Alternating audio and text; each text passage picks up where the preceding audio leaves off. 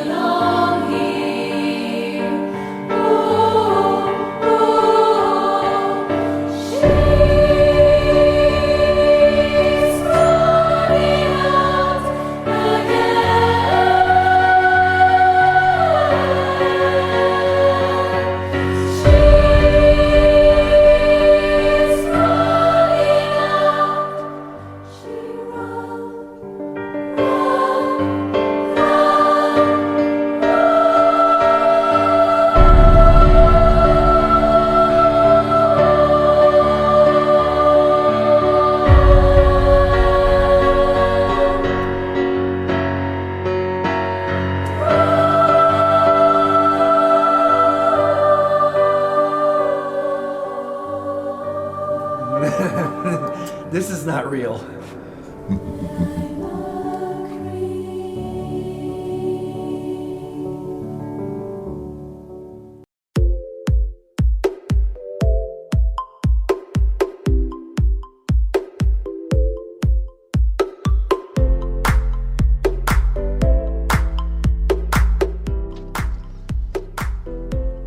Frederick Charles Krueger, referred to as Freddy Krueger or Fred Krueger, is a serial killer and the main antagonist of the Nightmare on Elm Street film series.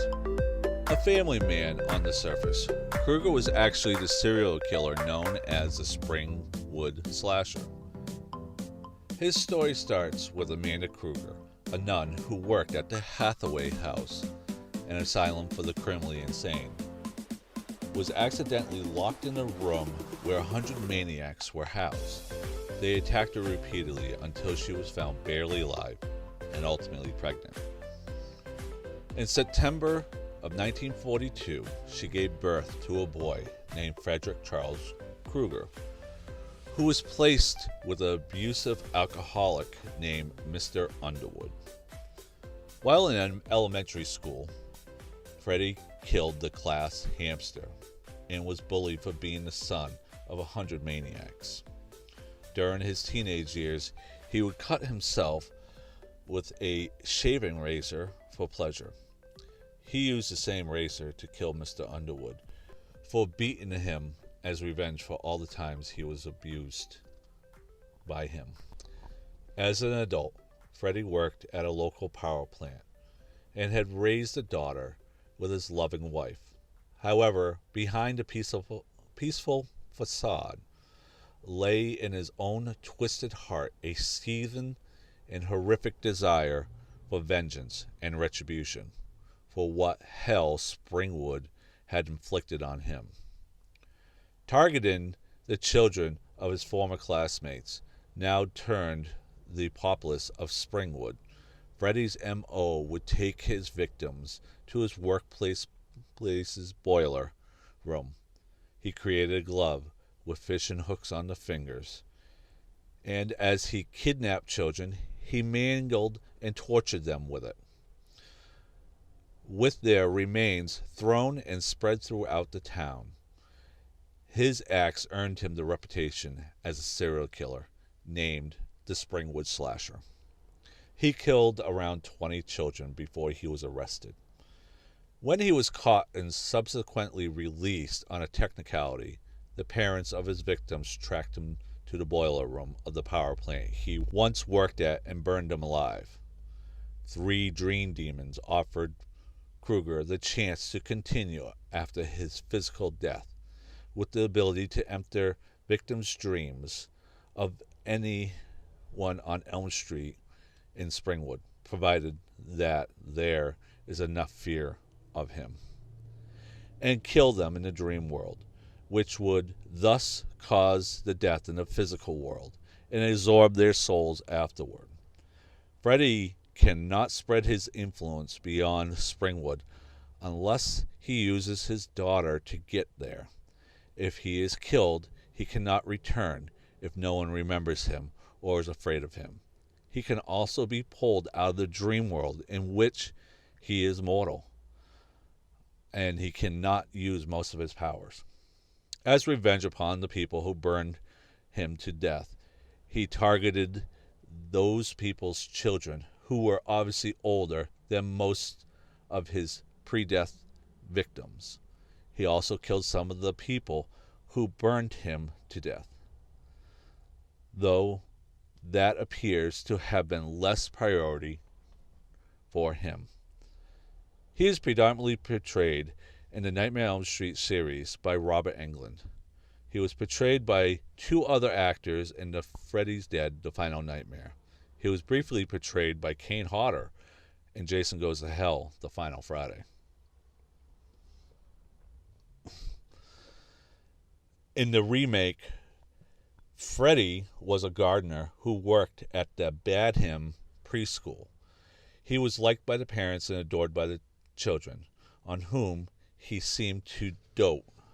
However, he was merely using this facade to get the children to trust him and to lure them down into his quote-unquote secret cave in the school's basement, where he would torture and sexually abuse them.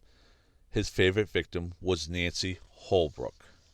Eventually, the children's parents discovered the scratch marks on their body from Freddy's clawed gloves and realized what Freddy was doing.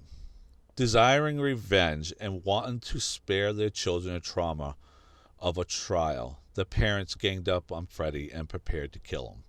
Freddy ran into a nearby abandoned factory, and the parents locked him inside and set the building on fire, killing him. Years later, Freddy returns as a ghost to haunt the now teenagers who told on him. Howdy, howdy, howdy, everyone. Thank you for coming back. I'm Jerry Savory from Jerry's Costume and Props. I am alone today once again. It's just scheduling conflicts. But like I said last episode, that we're going to try to change it up a little bit and go with my horror themed characters. I have a whole set of these characters, 6 off the top of my head. 5 off the top of my head, sorry. 2 my kids did, Cody 1 and Alexis another, and I did 3 of them. So, and today we're talking about my Freddy Krueger costume.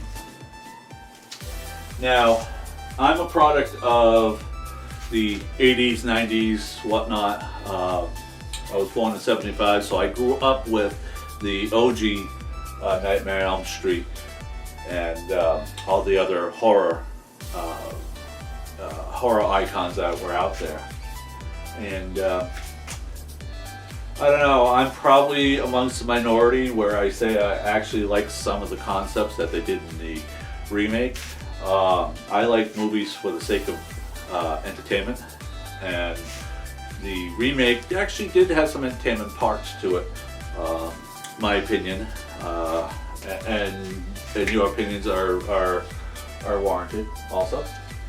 But growing up with this, Freddy Krueger was one of my favorite costumes. I found that his facial prosthetics were more of a more noticeable silicone, where the remake was closer to, pardon me for saying it, more closer to a actual burn. Some people with the facial burns and stuff like that, I've known a number of people out there that have been burned, and the remake makeup was actually pretty closer to that. But for this, I kind of mashed together a few different elements. I took some elements from here and took some elements from there and smashed them together to come up with this actual costume. Now, I'll let you know that minus the pants and the sweater and glove and probably hat, hat, I made everything else myself. But I did do the heavy modding on a lot of the peripheral items here. So, and with that being said, we're going to start with right off the top. I'm going to work my way down. The Freddy Krueger's iconic fedora hat. I don't know if you call it a Zach fedora, I think it is. So, but I ended up finding this on eBay. I remember searching out, and to actually get a actual fedora, it was actually, you know, really expensive. So I got a felt knockoff. And it was actually pretty good, according to this. Well, it feels like felt. According to this, it says polyester, but it has a felt feel to it. So anyways, I got the hat, and I was like, okay, what am I gonna do to it to make it into Freddy's hat? So I'm like, okay, you know, I really don't want to really be putting holes in this, but I did dirty it up a little bit. I used my well, actually, first off, I went through with a torch and started making little burns here or there, singeing some of the hat pieces. You know, singed all up through here. I'm trying to. Oh, I think I showed you the highlights on that on the burn. And I then took my airbrush and airbrush black into there and did a light wash with the black in it. I didn't want it to be like heavy black because the hat was brown, so I didn't want to totally change the hat. But I wanted to get that grimy look to it.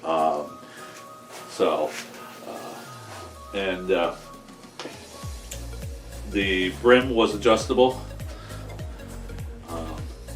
and for the most part, it actually pretty much fit. It had the adjustments inside to, you know, for your head.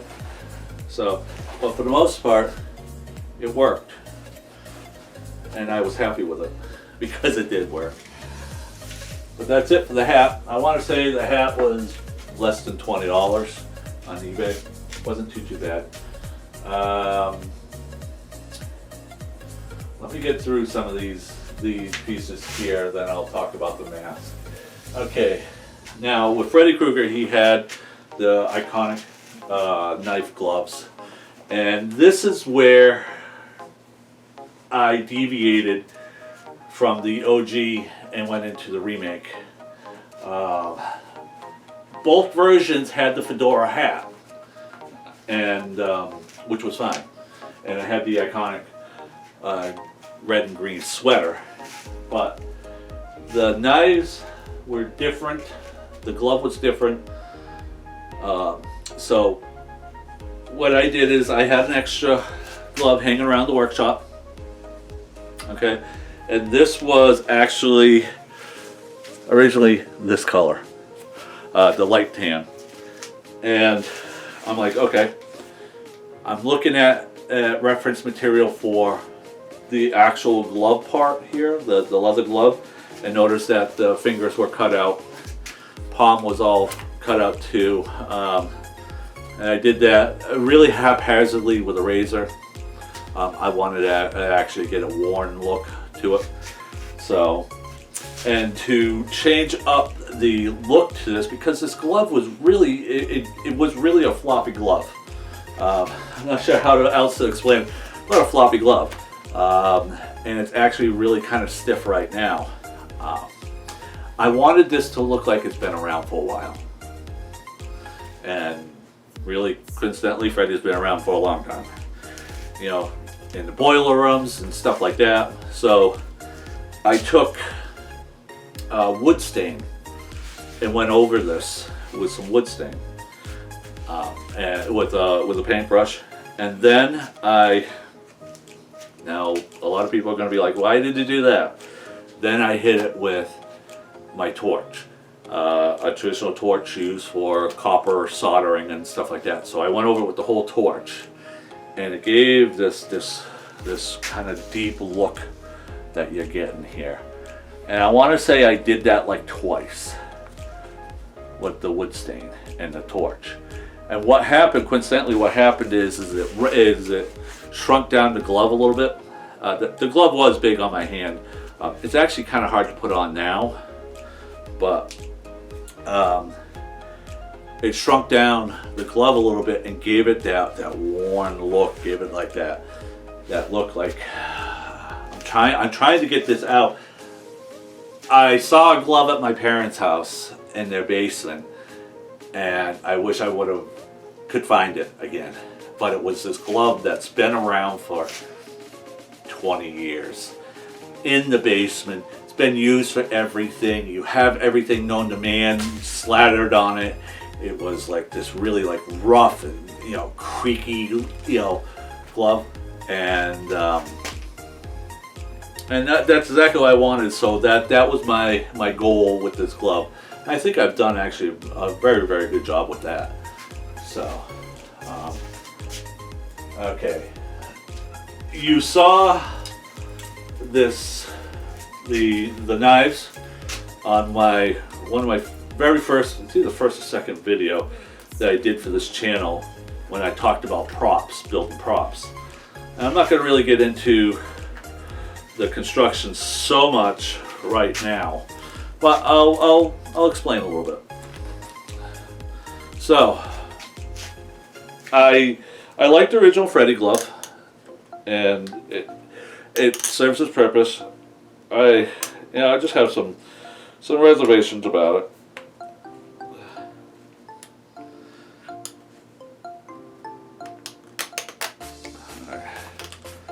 I just have some reservations about it, but I mean, you got the plate on top. It's all riveted to the glove and up through the hands and all that.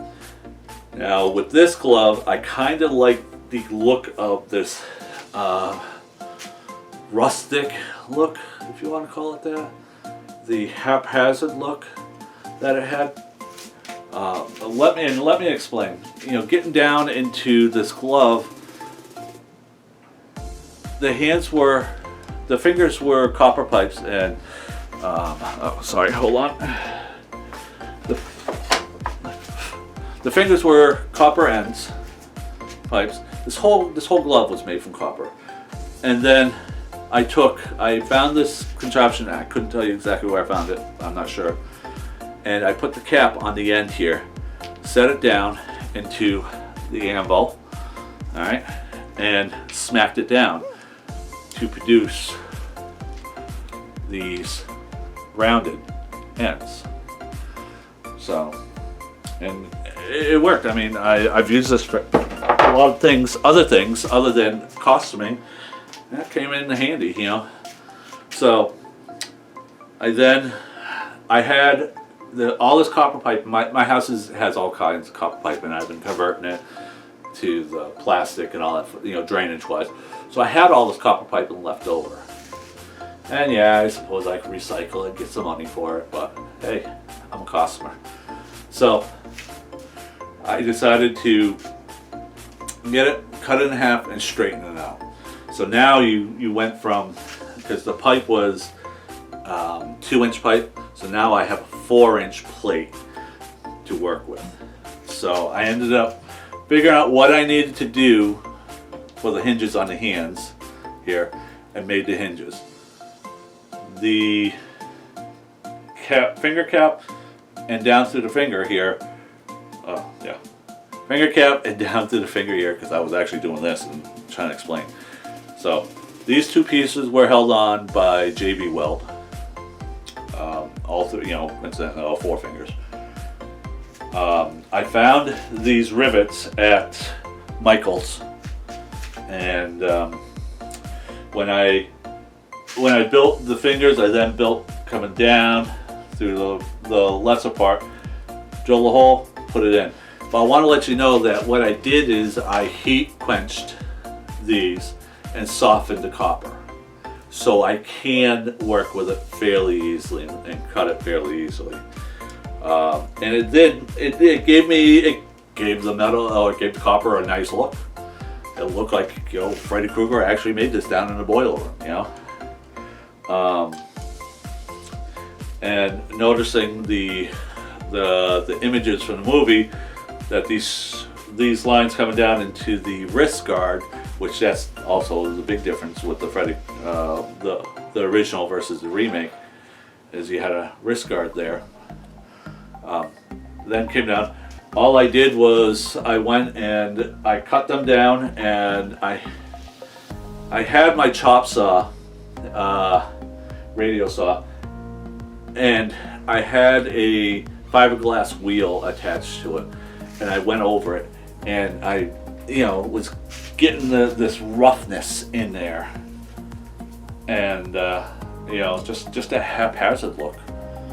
So, but I went into a lot of this, you know, in my previous video, and I'm just, you know, kind of rehashing it. But it goes down through the wrist guard here. Both sides had screws in it. One side is permanently in there. I actually soldered it in. This side, you pull it out, open it up, and the glove comes off. And really, it's threaded. So really the only way you can put that on is screwdriver. So the top here, to keep these blades on, blades plastic. To keep the blades on, I use JB Weld and went over it with some silver paint, silver and black paint. And you have the concept there of them being welded on. I mean, I could move my hands pretty good in it, and I mean, in the movie he didn't have super flexibility with it, so it's like, oh, cool, you know. And I've worn this to cons. It's con safe. I mean, I was gonna make some metal blades for this and totally, you know, do it out, but I'm like, you know what? These plastic blades are fine, and it's the Sintra blades. I made these out of like artist paint palette, you know, platters. You know, I make a lot of stuff out of it. I talk about it all the time. So, but it kind of gives you that look that I was looking for Freddy Krueger. I've had numerous comments about how I made this and whatnot.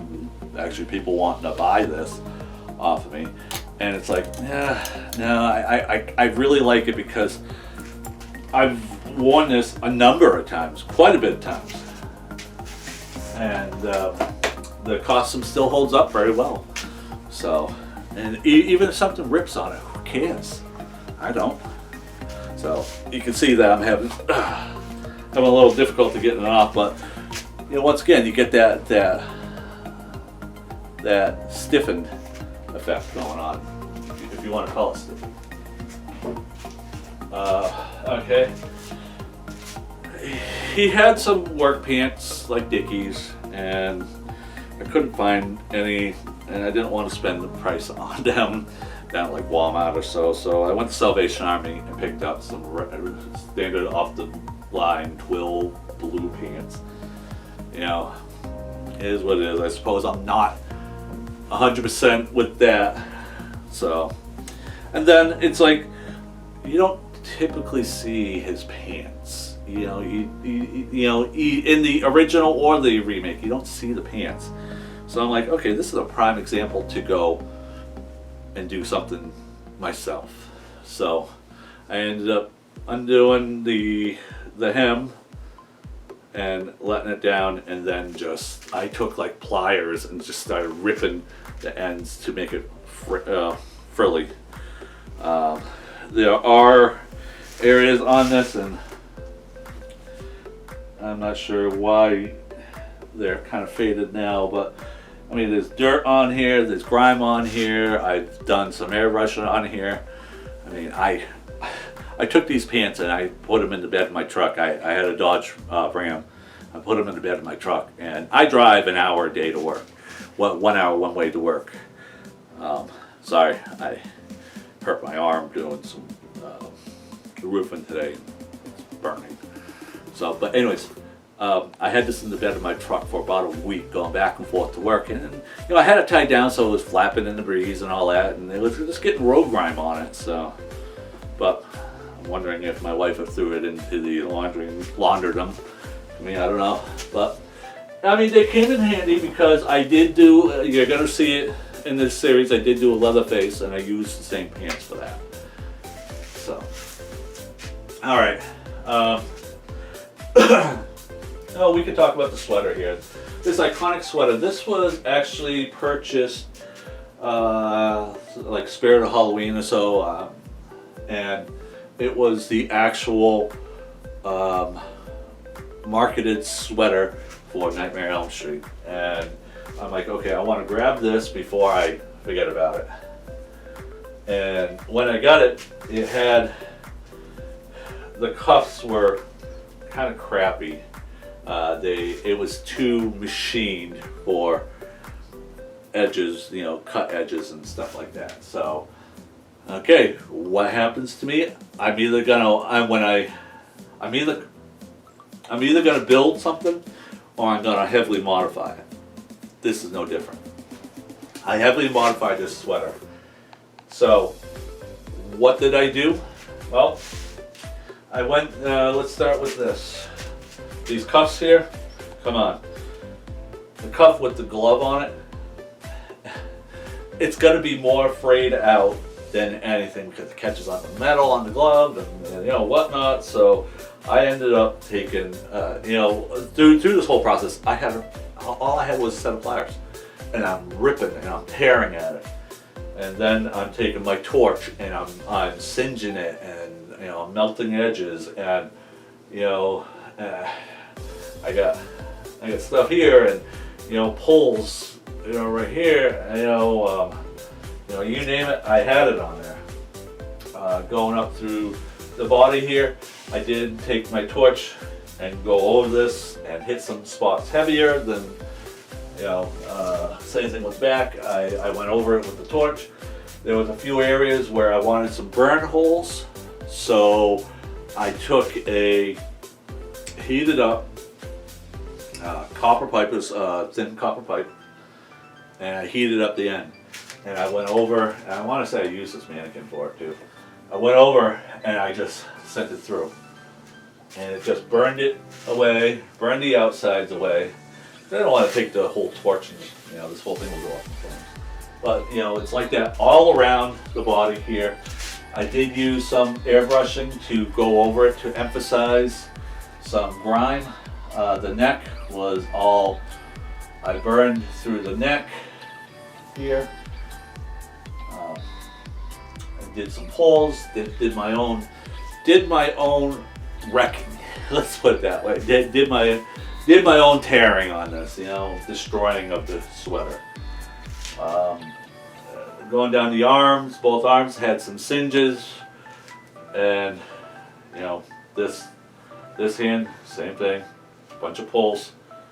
You know, like there's some pieces coming off now. down through the base here. I didn't like how it was coming out on the bottom. Once again, it had that machine look. You know, all they did was they cut and cut. That's all they did. So I'm like, okay, fine. So I started tearing and ripping, and it was actually a fairly fun project to do. And I left a little bit of rim, I'm not sure what you call it, but edging on here, just for posterity purposes. Just to show people that it was like that, but for the most part, it dripped. And the killer part is what I was using in my mind when I was doing this was, you know, both movies, it's no different. That there are people in there and they're fighting with them and they're grabbing hold of the sweater and they're tearing at the sweater and they're pulling at the sweater and stuff like that. And his knives, and he does this quite often, you know. Okay, he's gonna catch the sweater on the knife, you know. He'd been burned and whatnot. So, and both Robert Englund and Jackie Earle Hartley both had this iconic sweater, and that's what carried it over. The sweater and the fedora. The concept of the knives, the glove was there also. But, well, let's get into this mask. This mask doesn't look too good right now, and it's starting to get aged. And this was a concept, this was an idea that I had, and I wanted to do this. And I wanted to see how well it came out. Now, I did this, believe it or not, with just latex and cotton balls. Alright? And you'll see as these images come forth, I have a lot of images because I kept track of this whole process, that I started with my face cast here. Pardon me for a minute while I get it. I started with a face cast because really I wanted this mask to fit on my face correctly. My nose has been broken when I was a child, so you know it shifts over. I got a weird kind of face setup, so I wanted to do everything on a face cast, so I know that the nose is going to sit right, the mouth's going to sit right, the eyes and whatnot. So I based everything on this, and you know, once again, you're going to see all this through these images that come through. So when I was, well, let's put it this way. Let's say when I started with some layers of latex on top of that face mask, and I didn't brush it on with a brush. I used my finger, a little cup, and then I took when I started to work on burns and crevices in the face and all that. I started taking some cotton and dipping it into the. Actually, I want to say I took the cotton, I overlaid it onto some wet latex on the face cast, and then I put some more latex over the top and started spreading it out and getting that look, that scarred look to this. And I did it, for the whole thing. This whole thing was that. Okay. You can actually see some of the cotton on the inside. When I was satisfied with the face, I pulled the face off my face cast and I transferred it to, I have an Ed head, and I transferred it to that. And then the Ed head is actually closer to the human head than anything really out there on the market other than your own head. I'm not at that point yet, but I will eventually get a plastic head cast myself. But the Ed head worked out, and putting my mask on there, it didn't really throw it off too bad. So I put it on, and I covered the whole thing. Did the same process I did with the face cast, and went through, and I had some I had some images of Freddy, and I tried to replicate some of the bigger aspects on his face, and knowing that his ear is gone or melted away, so I'm like, okay, well, I have to show something left of the ear, so that's what I did. And when everything was said and done, I cut out the ear so I can hear. Same thing over here, some evidence of the ear, and with the cotton and the latex, it did give me that nice scarring texture right there. That I'm actually very proud of this concept. When I was done with the head, I actually went down through the neck and went down to the chest, so that the sweater kind of covered up the bottom area. When I was done with getting everything on the head, I cut a slit in the back of the head, knowing where it's gonna come off easy from the head, and if it comes off easy from there, it's gonna come off easy from here. But I didn't want to spread it out too much on the back of the head. You're typically not going to take the hat off, so a lot of people didn't see the back. The fedora covered a lot of the seam in the back. And surprising, I took it off and was like, oh wow. I tried it on. It was absolutely perfect. At that point in time, I didn't have the ears or the mouth or the eyes cut out, or even the nose. So I started going through and doing that, cutting out everything, because I needed it just right, just perfect. So, and I then started with some painting, knowing that, like I said, I've had a few friends, and they're very, very nice people, and dear friend,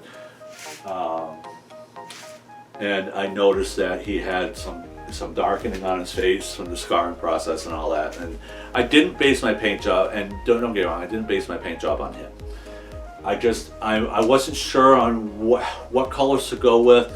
It's not necessarily pinks, it's going to be darker colors with the scarring. It's the tans, the darks, you do end up with some white, and yeah, you do have some pinks, but for the most part, it was like really dark. My reference materials were darker colors, so I ended up with a brown wash to start with, a tan brown wash to start with, and I sprayed it over and let that dry.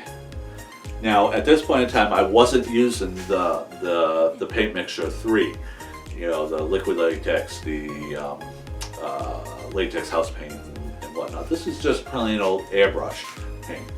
So I started painting over it with a light tan. Then I'm like, okay, I wanted to get some reds in there for the kind of the folds and stuff like that, and the scarring area. So I went and I did a red wash. Now, I say red wash, I used, and you know what? I clean up my workshop and I can't find half my airbrush stuff. Oh, found it right here. Now, I used a Harbor Freight airbrush like this, and the container had red airbrush paint in it, watered down with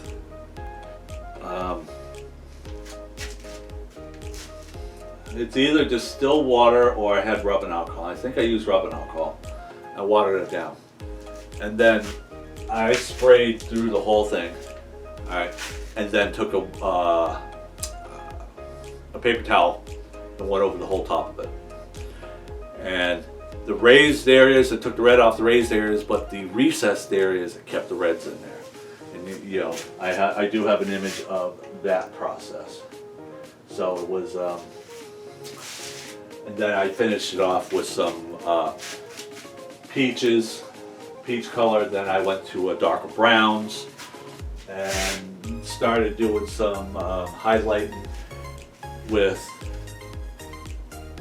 some browns and some blacks, doing some highlighting with the airbrush, just thin lines and stuff like that. And he did have, you notice on some of the reference materials, he did have some blotches, red blotches, throughout the mask, and I heavily highlighted that.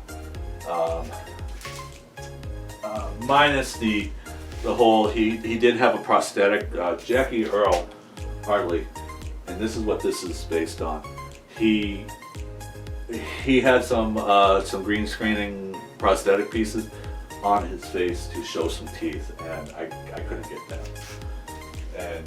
But it came out wonderful. It photographed great. I loved it. Right now, and I wanted to say this was 4 years ago, 3-4 years ago, when I did this up. Now this mask has become hard, stiff. Now with liquid latex, it is a natural product, so it's going to eventually break down. It's going to harden and break down. Okay. This served its purpose for what I wanted, and it still is right now. But right through here, it's starting to tear out on me. And it's probably held on so long for me because it did have the cotton inside it, so it probably gave it some stability. So it started tearing out on me down through here. And that's kind of unfortunate. But that's the name of the game. Hindsight being 2020, if I wanted to keep this for a long period of time, I probably would have went with a silicone mask. I would have made a mold, a facial mold and stuff like that. But I wanted to try this concept. I heard about this concept with scarring, and I'm like, why can't I just make a whole facial prosthetic out of that? So I wanted to make, at that point in time, I wanted to make a full mask. So, and I suppose I could have got mask makers, latex or whatever, but all right. Now, built for comfort to some point. All right. The boots I used for this costume, standard off the shelf boots that I had around the house.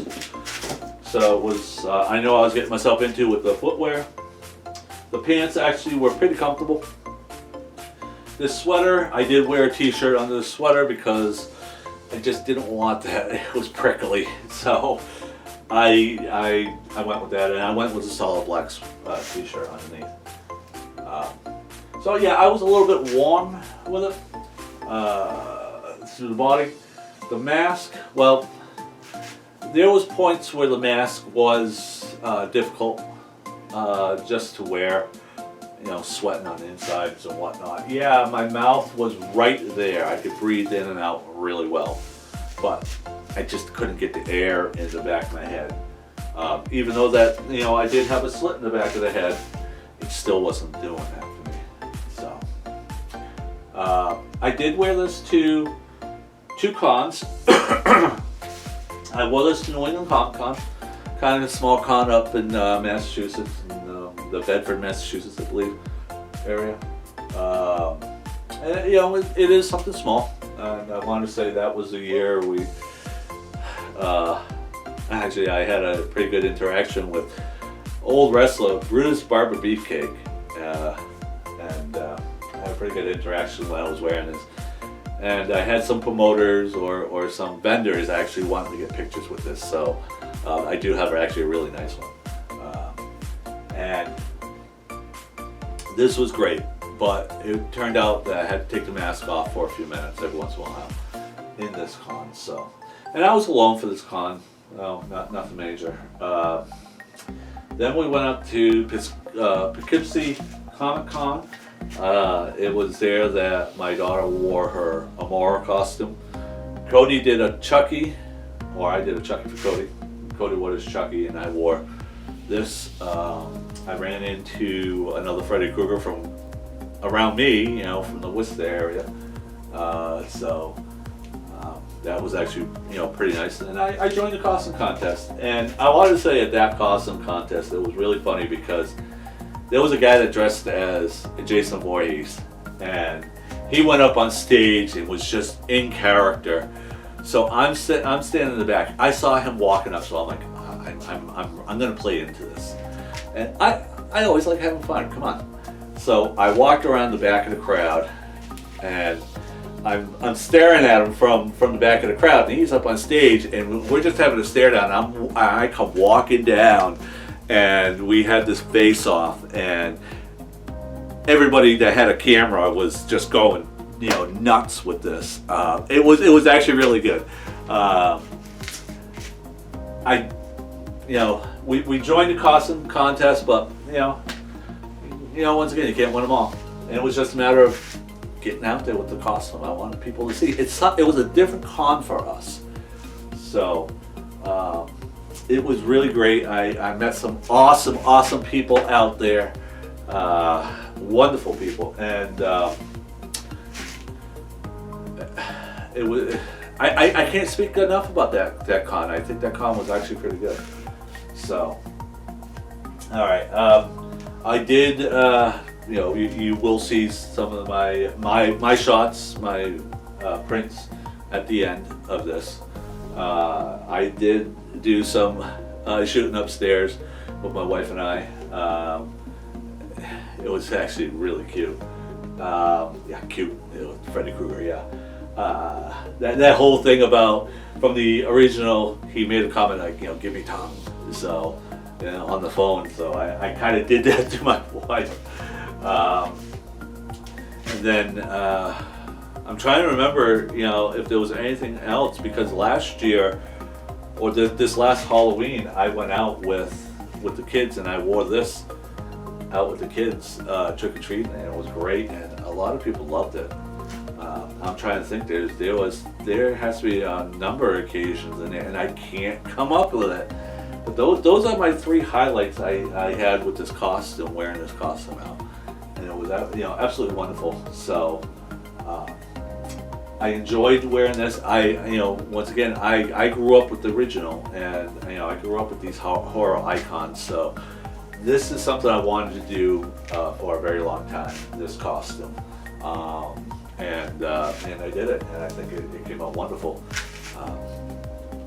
So you heard me talk about comfort. You heard me talk about mobility. You heard me talk about cons and wearing this out. I suppose there's a few things I could do different with this, but I don't think I will. I mean, the mask, yes. I talked about the mask and doing a silicone mask, but there was a purpose doing this mask this way. But I think the glove came out really great. I probably should do the original, the OG glove. The hat was actually a very good touch to this, so I'm not sure what else to say. But hey, I had fun. I liked it.